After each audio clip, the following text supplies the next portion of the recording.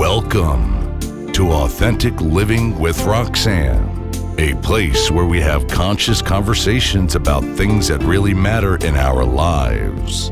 And now here's your host, Roxanne Derhaj.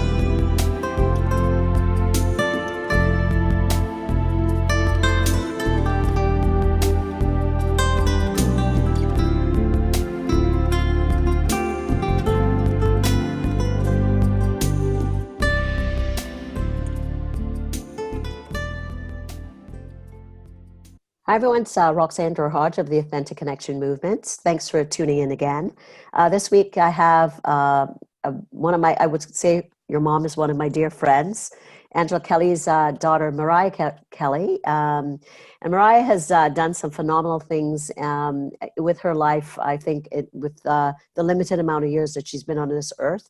Mariah is, has been a runner quite young into her life, and she's at the point where she's training for the Olympics. So Mariah, thanks so much for joining us today. Thanks for having me. So Mariah, I'll tell you a little bit about her background. She's originally from Niagara Falls, and now you're in Victoria, BC, correct, Mariah? Yeah. Mm-hmm. So Mariah started off running. I remember your mom and I would talk, and your mom would go running, and you'd be on your rollerblades, and your mom would say, oh, she didn't want to go for much of a run today. And then there was a point where you started just into it, and there was a spot that you just really kind of started to focus really, really young on running.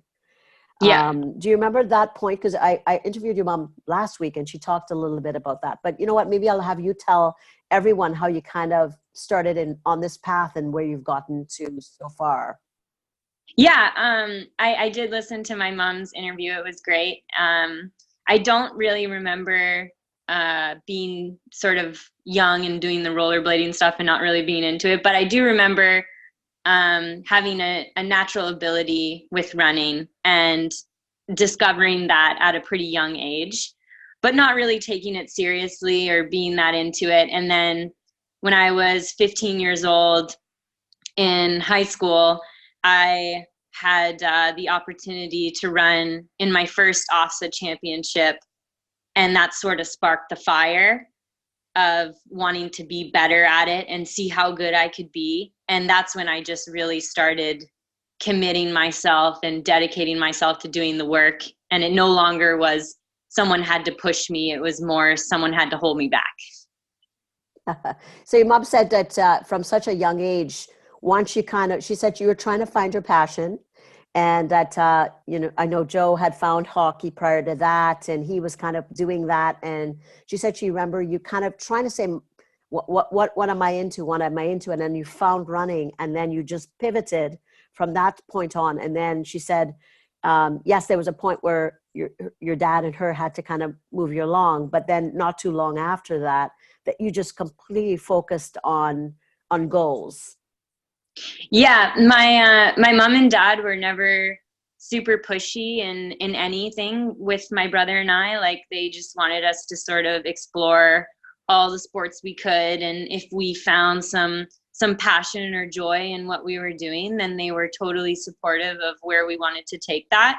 But they were never, you have to do it this way, or you have to do this, you have to do that. They sort of just let us find our own way.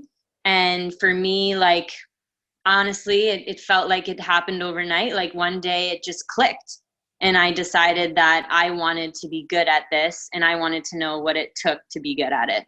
And I was dedicated to doing whatever it took, if that makes sense.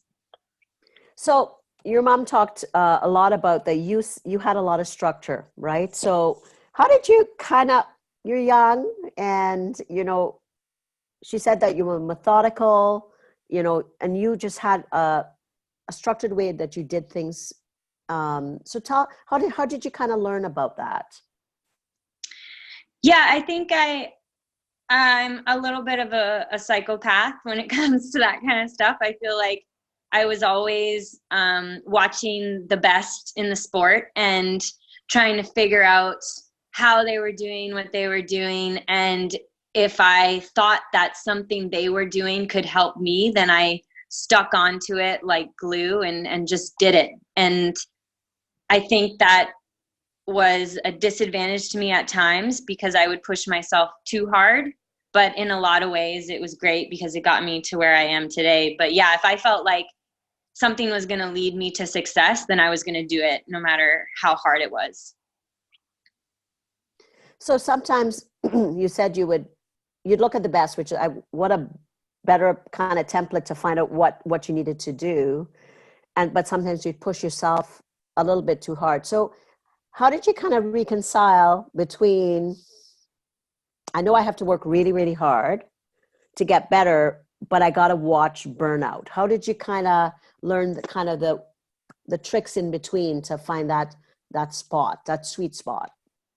Yeah, I think honestly, I am super lucky that I was born with a robust body because I was a psychopath for the majority of my career and just sort of running through brick walls and didn't really care who told me to slow down. Like I was just going to run through that brick wall because I thought that was the way to go. And it wasn't until I joined the Olympic development group here in Victoria that I met a coach who finally put an end to that and was, would say to me, like, I'm not going to coach you if you train this way.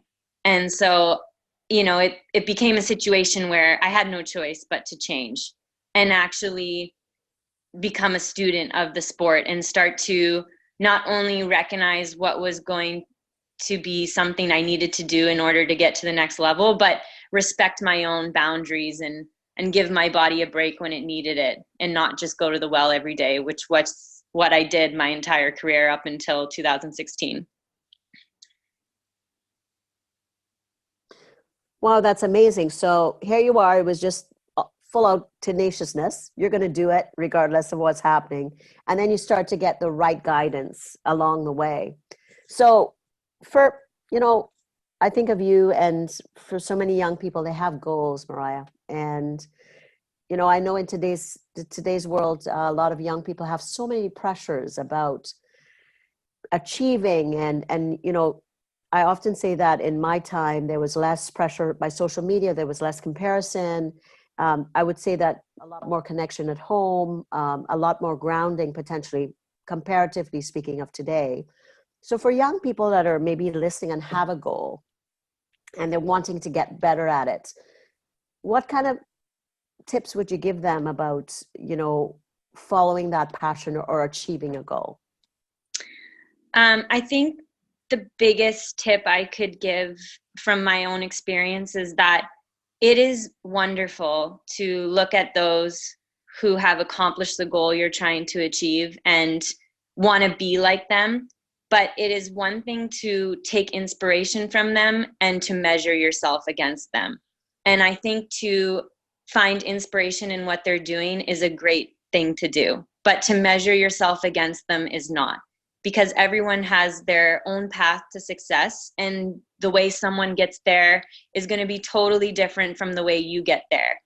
And for me, the best motivation I've ever had in my career was being able to measure my success against myself. Mm-hmm. And whether or not I was able to bring my best on that day, even if it wasn't my best overall or my best that I'd ever done, was it my best that day? And if I can say that at the end of every training day, then I know I'm moving forward and getting closer to my goals. But if I try to compare it to my other training partners or my competitors, then I just always feel like I'm never getting anywhere. So being able to respect where you are, but also willing to take the challenge of taking yourself where you want to go. So I would think that would be kind of the defining factor, right? So kind of think of the pressures that we all have today, right? You know, something happens, it's automatically on Twitter and it's live, and the races that happen, and you find out, so-and-so just did it in this amount of time or did it better, or, we're flooded with all that information. And what you're saying is you're actually saying the opposite. You're saying, don't compare.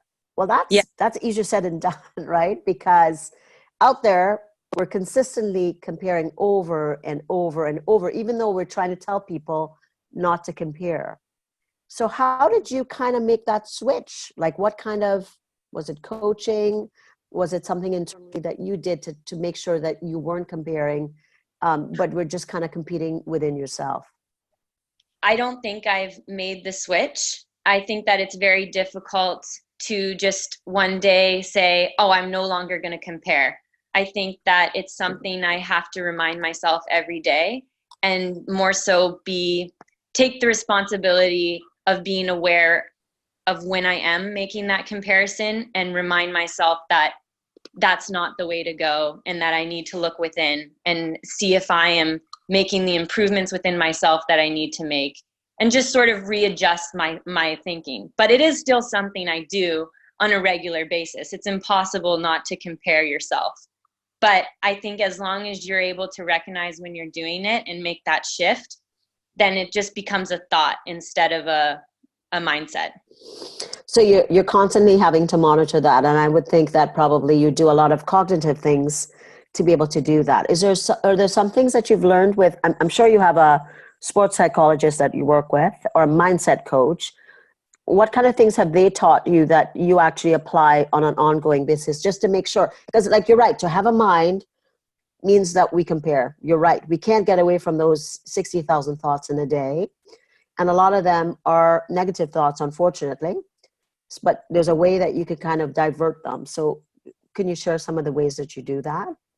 Yes, I am working with a sports psych. His name's John Coleman, and he's been truly such a game changer for me. I think the greatest tool he's taught me is an ability to have a heightened awareness. And so instead of being judgmental with all the mind chatter, which, like you said, is impossible not to have, I've learned to be aware of it, and to more so see it as background noise, and not see it as, if I think negatively, not to judge myself on that thought, but just to see it as a thought, and be able to take that thought and just accept it for what it is and move forward in the moment, knowing that I'm bigger than the thought I'm having at that moment. And I always say to my clients, it's like I'm not going to invest in that thought. So every time I take in that negative thought, I give it power. But if I kind of look at it, and the analogy that I use is, it's like I'm in a train carriage, and it's like a cloud floating by. I acknowledge it. I know it's happened, but I just kind of look at going past. Versus every time you attach to it, to your point, you make it bigger and bigger, and then that becomes where you focus. Yes, exactly. And I find too, like, a lot of people say, when you're being negative, you just need to tell yourself not to be that way. Well, I don't really agree with that. I think that sometimes when you're negative, you're negative. And if you try to tell yourself not to be, it just makes it worse. So I've found that in my experience, if I'm feeling negative one day, or I'm just down, I just accept that I'm down. Mm-hmm. And I give myself permission to be down, and I just let it pass, like you said, like a cloud in the sky. And so it doesn't become such a big deal. So tell us about this training camp, because I'm fat. Of course, your mom keeps me updated. I see you on Instagram, and I see all this, like, these wicked pictures and the apparatus and all that stuff that you guys tell, for anybody listening. First of all, I'm proud to say I know you, and I know your mom, and you're from Chippewa, which is where I live. So just tell them about that path. Like, when you went from Niagara, and then you went off, obviously, to Baylor on a fully paid scholarship. And tell them the steps that you took after that, and kind of you now being at the Olympic training camp, because I would love to hear more about. I'm sure people listening would love to hear about it too. Yeah, so my life has sort of been a pattern that's just grown in the same way. When I was in high school, I was a good track athlete, but I wasn't a standout track athlete. So in order to get to Baylor, I had to sell myself. And so the first thing I did in high school was I made a little athlete resume, and I sent it to the top 50 academic and athletic schools in the US. And I just would not take no for an answer, and wanted to be at one of those schools.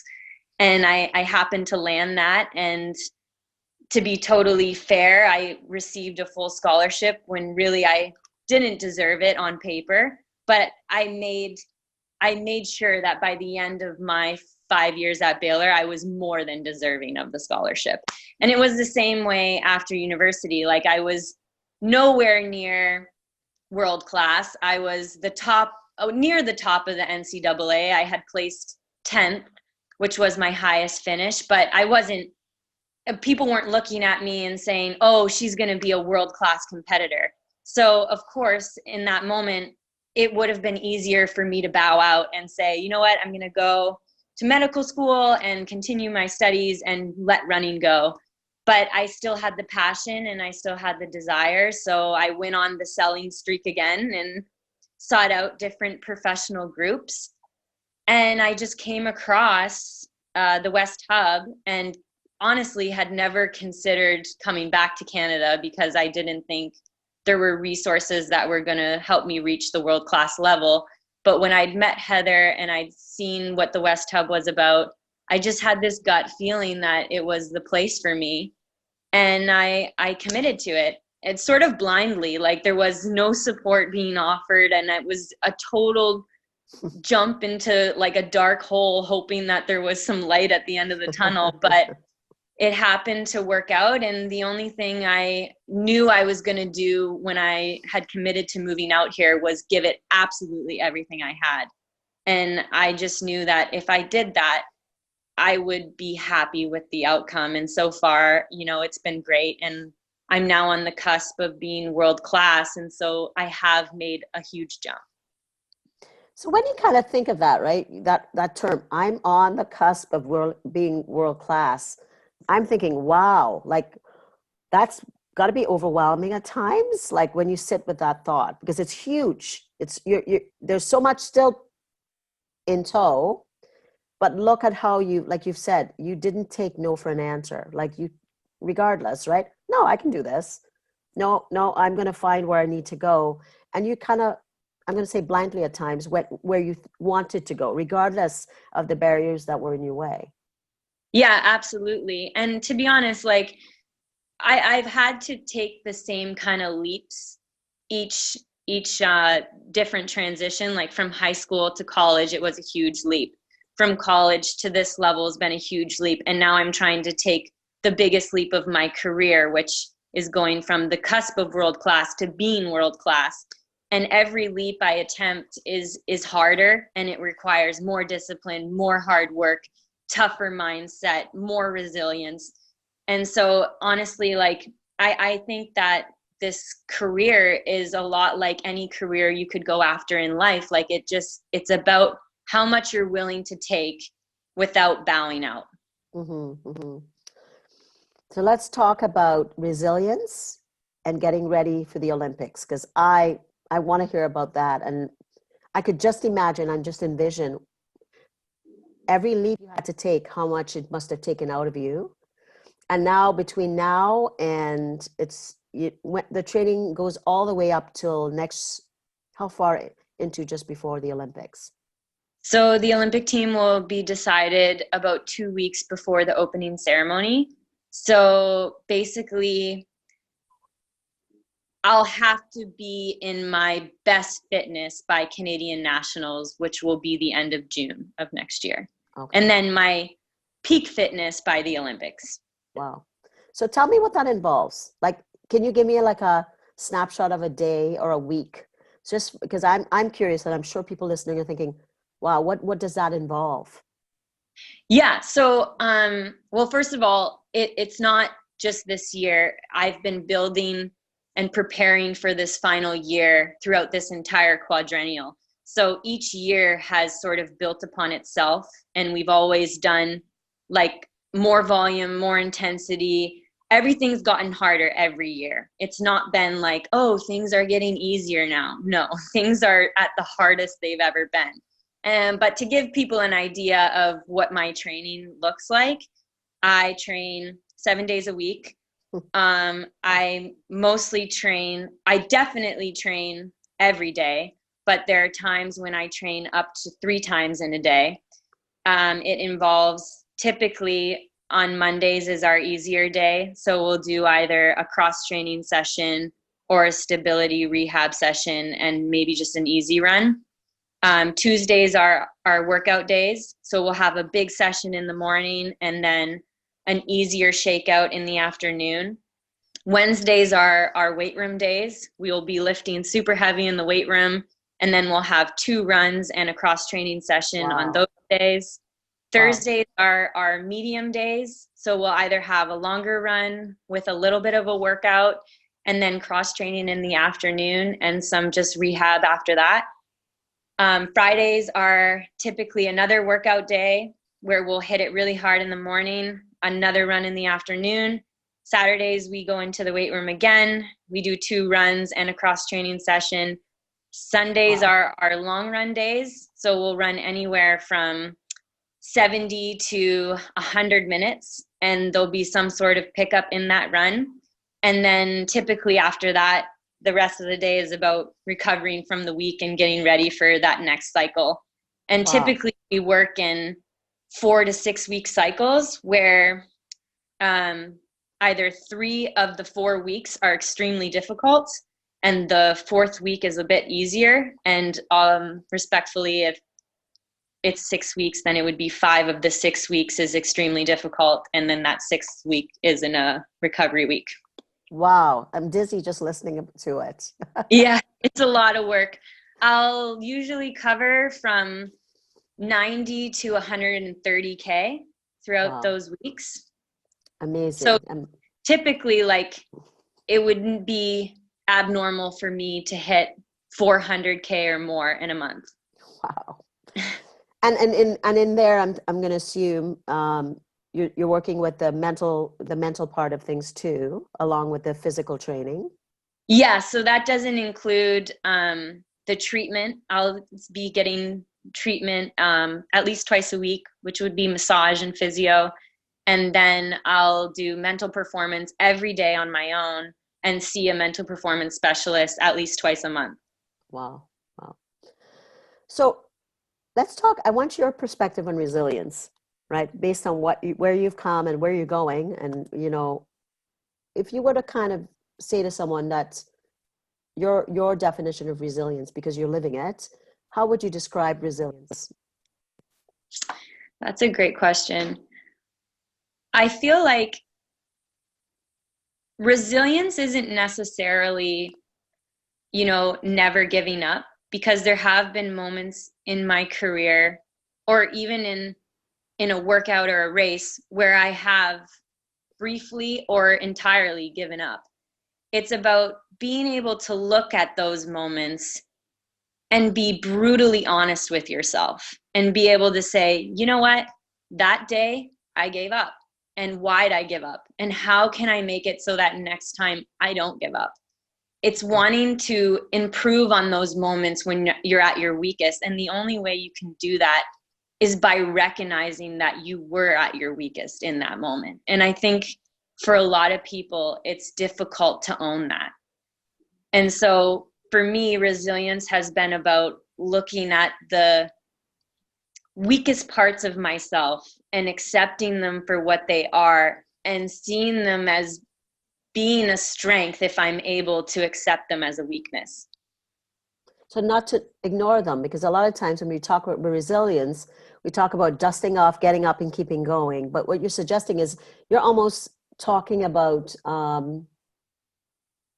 we all have weaknesses. Yeah. So don't gloss over them. Look at them for what they are. If you need to sit in it for a bit, do that. Yeah. And then learn from it and then go again.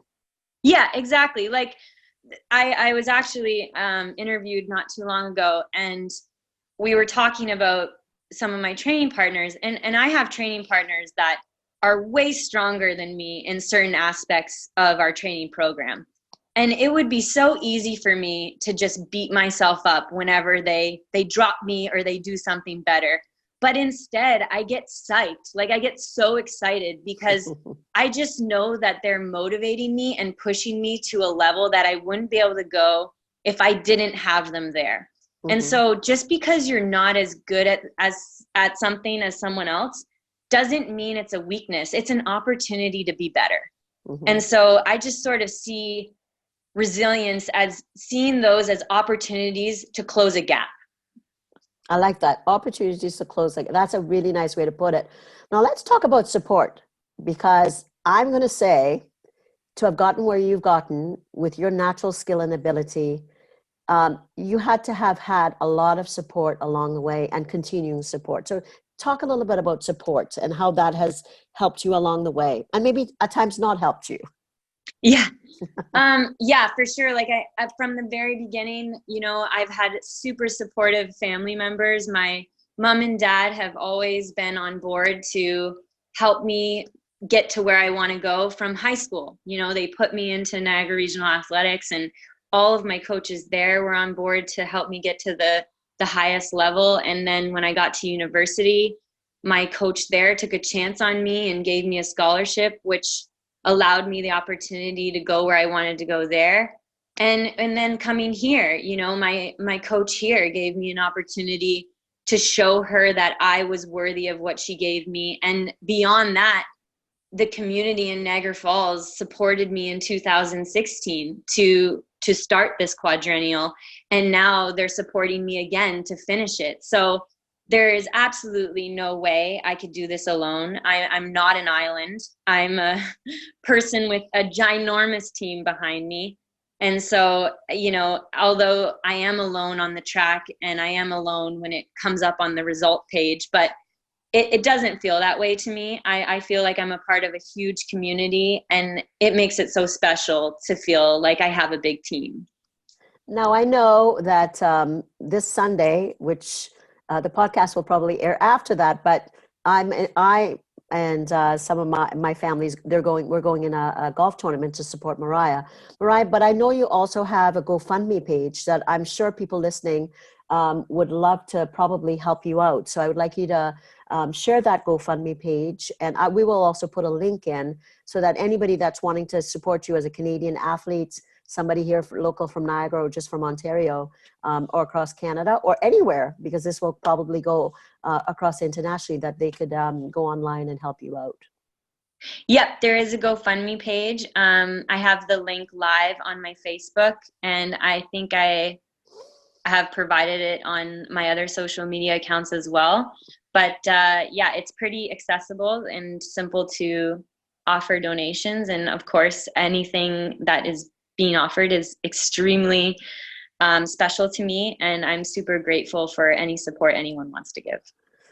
So in closing, any last words that you have for kids out there? Because I know, like we talked a little bit about the pressures, or for other athletes or people in business that are out there kind of schlepping day in, day out to get to a goal. What last words do you have before I kind of let you go about resilience and achievement?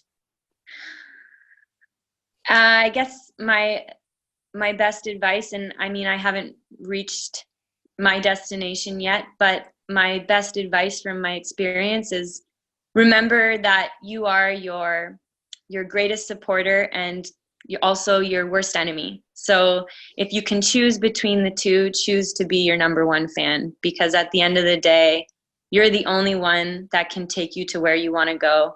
And so if you're going to be anything, be a number one fan. I like that. Number one fan. So everyone, when you're struggling and you fall down, and you will, because we all do and we try to achieve goals, recognize, sit with it. Sometimes, like Mariah said, cry about it, have a day off, and unplug, and then sit and understand what is that part of you telling you in your weakness to gain strength from it. Don't look at it as I'm going to give up now, because each time you do that and you sit and reflect, you can grow. Resilience is something that does not come overnight.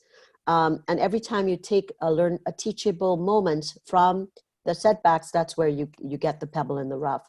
So thanks again, Mariah, for being with us. And for everyone listening, if you're needing more information on me, I'm Roxanne Durhodge. I'm a mental health and wellness specialist, a keynote, and a coach. So take care, and we'll talk to you soon.